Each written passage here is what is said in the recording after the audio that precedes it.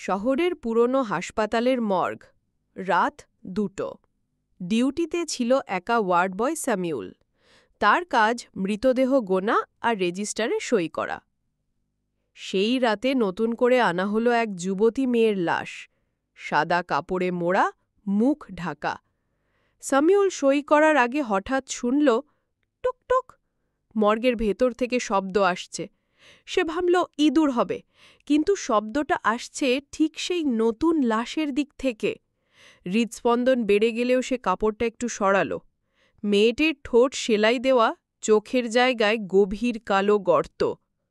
হঠাৎই তার বুক ওঠানামা শুরু করল, আর ফিসফিস আওয়াজ বের হল, আমার নাম লিখো, নইলে তুমিও এখানে শুয়ে থাকবে চিরকাল। স্যামিউল ভয় দর দিতে গেল, কিন্তু দরজা ভেতর থেকে বন্ধ। পেছন ফিরে দেখল মর্গের সব মৃতদেহ ধীরে ধীরে উঠে বসেছে।